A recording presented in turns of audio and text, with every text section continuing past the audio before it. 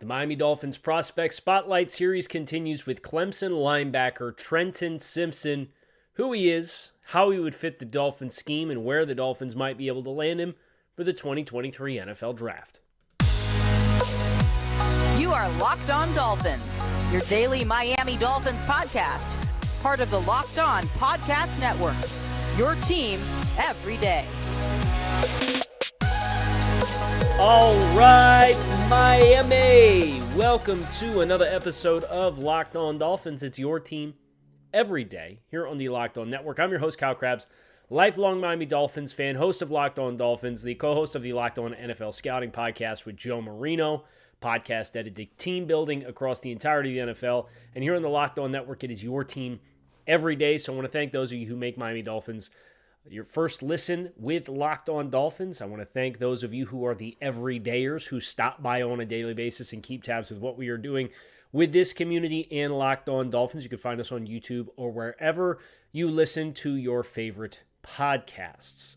Today on the show, we are continuing our work through the linebacker position for the 2023 NFL Draft, and specifically Clemson linebacker Trenton Simpson, who this player is, what he would provide the Dolphins, how he would fit what they want to do, and where the Dolphins may or may not be able to secure his services for the 2023 NFL Draft. That is the subject of this episode of Locked On Dolphins. Simpson's an interesting player. I did the full film evaluation for him during my time with Draft Network over the fall. So I'm going to pull a couple excerpts from there and read just about who he is and his background. And the path here puts him in a developmental curve that I think puts him squarely in the crosshairs of the Dolphins as far as being in the range of picks that the Dolphins are going to be selecting or are currently scheduled to pick. So let's start with the biographical information in the background on Trenton Simpson. He was born on June 14th, 2001. When he came out of high school, he was a two-way player, running back, linebacker, highly coveted player, was ranked as the number 13 overall recruit in the nation by 247 Sports, and the second best linebacker in the country. ESPN ranked him as the 107th overall recruit as well. He played in the Under Armour All-America game, originally committed to Auburn, flipped to the Tigers to go play for Brent Venables, and the rest is history. He's been a multi-year starter for the Clemson Tigers and an impact player and an impact starter the last 2 years. When you look at the athletic profile of this player, 6'2" and 1/8 of an inch, 235 pounds, has 32 and effectively 32 and a half inch arms. But the book here is the explosiveness. You want to know what Trenton Simpson brings to the table. He ran a 4.43 40-yard dash as a linebacker. That's 97th percentile of all linebackers to come through the NFL Combine since 1999. So big-time athletic profile, big-time explosive player. It's the first thing that pops when you turn on the tape. You see it immediately in all the different ways that he was used across his career at Clemson. And it's led to a lot of production for him as well. Simpson peaked in 2021, in which he posted 65 tackles with 6.5 sacks and 12.5 tackles for loss with 3 passes defensed across that college football season in 2021. But there's a little problem. Defensive coordinator, longtime Clemson defensive coordinator Brent Venables left Dabo and the rest of the Tigers after 2021 to take the head coaching job at Oklahoma because Lincoln Riley went from Oklahoma to USC. And that really, I don't want to say it felt like it pulled the rug out from underneath Trenton Simpson, but it certainly did not help Trenton Simpson be the best version of himself as a player in 2022. You saw a significant statistical regression from him. He went from 6.5 sacks to 2.5 sacks and 12.5 tackles for loss to 4 tackles for loss. Those were the career low numbers, and that includes a freshman season in 2020 when he only played 2/3 of a regular college football season because of COVID. So he had more tackles, played the most snaps in his career, played like 650 snaps, and yet made less impact plays than ever before. And why that is part of what the discussion is for how he fits and where he's drafted and so on and so forth. But it is certainly worth acknowledging the challenges of a player who experienced a pretty dramatic scheme change and then did not survive that without being damaged with it from a production standpoint. The quick elevator pitch from the Draft Network report. You can go to draftnetwork.com, Trenton Simpson, and read the full report. But I wanted to make sure I got this in on kind of the background and foundational piece. Simpson's roles throughout the course of his career were expansive, was aligned everywhere on tape. Versatility and ability to hide in personnel peaked in 2021 under Venables, who had Simpson taking snaps every which way from playing deep safety, playing across the front as a pressure player, triggering from depth as a will linebacker. Modern linebackers who move the needle are the ones with skill sets who contribute on passing downs. And Simpson looks ready to go on this front, even if he saw his usage get away from those ideal qualities in 2022. His ability to fulfill a role as a pressure player in multiple front defenses will be because of his explosiveness and length. Both are blue chip qualities that pair to make him a huge influence as a rusher. Add in his work as an apex and overhang defender in zone coverages outside the hash, and you have yourself a player with a number of pathways to contribute to your defense. That's the book on Trenton Simpson. Where he specifically aligns with the Dolphins is a much larger conversation. And I think it's a really interesting conversation. But it's not one that will come without a lot of context. So that's what we're going to go to next here on this episode of Locked On Dolphins. We're going to talk about where Trenton Simpson would fit within the Dolphins scheme as we continue here, but not before we tell everybody about our friends over at FanDuel, because there's grand slams, double plays, strikeouts, no-hitters, you name it. It is all back with Major League Baseball, which means now is the time for you to step up to the plate with FanDuel, America's #1 sportsbook. Because right now, new customers can step right on up out of the dugout and into the action with a no-sweat first bet of up to $1,000 in bonus bets back if your first bet doesn't hit. Go to FanDuel.com/lockedon to sign up. Place your first bet and get up to $1,000 back in bonus bets if you do not win. So don't miss your chance to get a no-sweat first bet up to $1,000 when you join FanDuel today. Just go to FanDuel.com/lockedon to sign up. FanDuel, an official partner of Major League Baseball. When I think about Trenton Simpson as a player, there's two players that come to my mind. There's Jeremiah Owusu-Koramoah, who is with the Cleveland Browns and came out of Notre Dame and was not 235 pounds.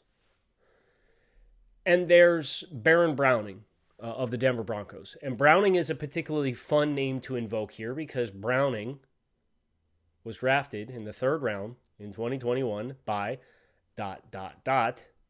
then Denver Broncos head coach Vic Fangio and John Elway and the Brain Trust in Denver. So there's a player that exists in the NFL, and he took a significant step forward in year 2 in 2022 with the Broncos, so much so that it helped prompt the Broncos trading Bradley Chubb, whose style of play and the journey in which he took at the college level meshed enough with Vic Fangio for that to be a day 2 selection for the Broncos when Fangio was the head coach in 2021. And Browning's the player I really want to dial in on here because the parallels are very significant. We talked about Brett Venables and Trenton Simpson and all of the multitude of ways in which he was used as a defensive weapon, and then the coach left and the performance wasn't the same. Baron Browning was recruited to Ohio State to play outside linebacker by Luke Fickell. Luke Fickell, shortly after Baron Browning commits to Ohio State, leaves for the head coaching job at Cincinnati. And Baron Browning spends the early portions of his career at Ohio State playing a different position inside linebacker than what he was recruited to play, which was a hybrid outside rush linebacker type player. He didn't live up to it. Because when you put him in a stack position and you ask him to make a bunch of keys, and it's not what he really does best, you're really mitigating a lot of the best parts of what he does.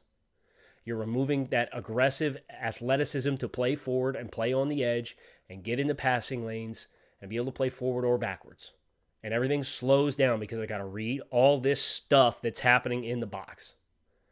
Magically, Baron Browning's last year at Ohio State, he goes back outside to play the position that he was originally recruited to Ohio State to play and is no longer asked to be a stack inside linebacker, and he has his best year. He tests out of the waters. He gets drafted in the third round, and he finds a parallel role with the Denver Broncos that this year led to him being a highly productive pass rusher and a hybrid defensive weapon.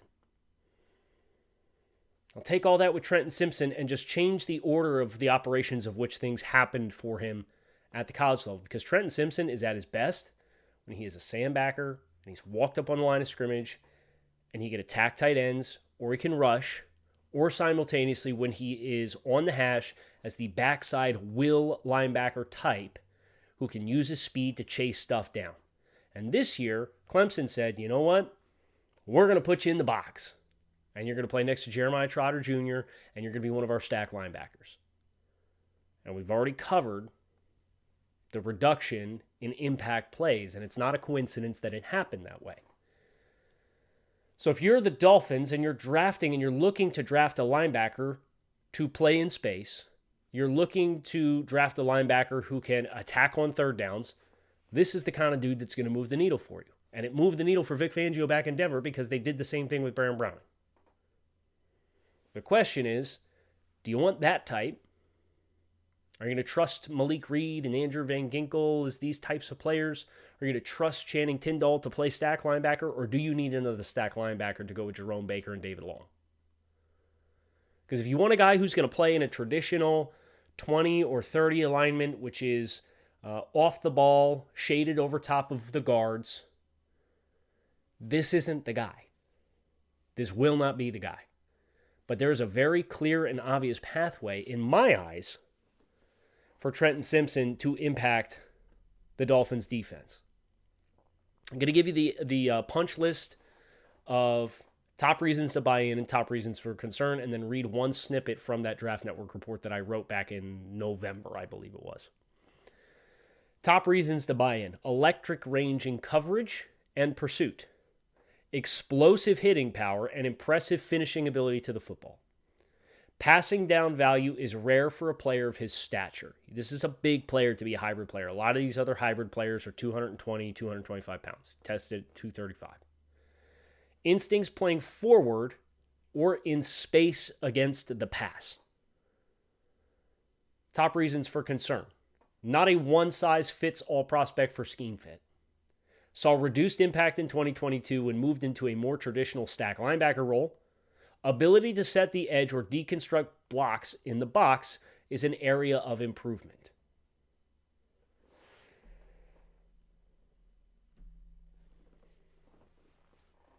When Simpson is shooting gaps from depth or wide angles, so if he's up on the line of scrimmage as an outside linebacker, or he's lined up at will and they trigger him in a fire zone blitz or something like that, he brings a lot of force into his challenges to spotlight his ability to deconstruct blocks, showcases the ability to be a dynamic finisher. He'll run through blocks, and you'll rarely see him catch a blow as compared to delivering one. But when you put him in a stack linebacker position and you ask him to cross key and you ask him to diagnose the mesh point, split flow zone, and pick up the guards, that instinctive ability and explosiveness does not have the same feel, impact on the game. Now, they did use him quite a bit in spying quarterbacks underneath, which he frequently did in 2022, and that was one of the more redeeming qualities for when you played him inside. So if you need a QB spy, this can be that kind of player. I think what was most impressive with Trenton Simpson was the ways in which he served as a positionless player in 2021 But there's also this conversation about what positionless players are in college versus in the pros. And we talked about this on Locked On NFL Scouting with Buda Baker at the beginning of the week. Buda Baker is, of course, requested to trade from the Arizona Cardinals or wants to be the highest paid safety in football, which is like $19 million per season. Buda Baker is a positionless player in the NFL and an elite player because of it. But the way that you become a positionless player in the NFL is by playing multiple positions with high aptitude, with a high level of impact, with a high level of success. Positionless players in college are players who are generally given a specific role, and you find different ways for them to do it. And that, for me, with Trenton Simpson, is the big hurdle that has to be cleared to say, okay, I don't think you're a stack linebacker, and I don't think he is. Now, I think he can be a hybrid outside linebacker type, sub-package defensive chess piece, if you will. But he still has to round out his frame because he's best in attack mode. He's best as a blitzer. He's got explosive range. He'll play forward.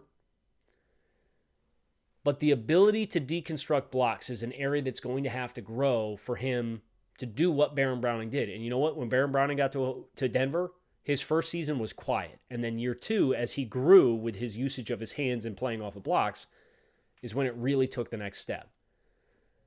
And that kind of transitions you into the last question with Trenton Simpson, which is where would you draft this guy and what would your expectation be?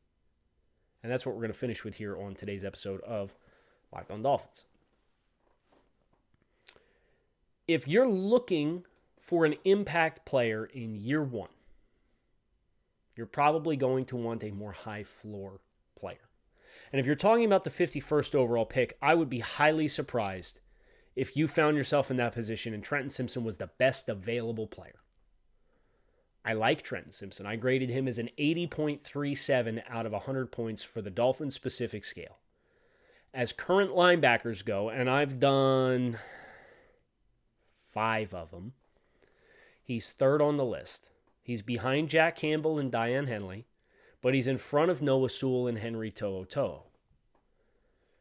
Some of that is because of the rare athletic abilities that he had. When you look at Trenton Simpson and how he graded out as an elite player for his motor, for his pass rush ability, for his flexibility, and he graded out as a great lateral mobility player. But I think from a football IQ perspective, the fact that he's not a stack linebacker and he's really kind of one-dimensional as far as the ways in which you feel comfortable implementing him, that's an area that needs improvement. So football IQ and processing ability either needs to grow significantly to play him as a stack player, or block deconstruction and defending the run is sufficient. He's more of a chase down player than he is somebody who's going to play in the box and have success and negotiate angles and pathways to the ball carrier and anticipating lanes and filling those lanes accordingly. So he's an incomplete player, but the foundation is here, and that's why he ends up grading as an 80.37. Now, when you compare that number, 80.37, to some of the other players that I've graded thus far, he's tied with Tucker Kraft and Luke Schoonmaker at tight end.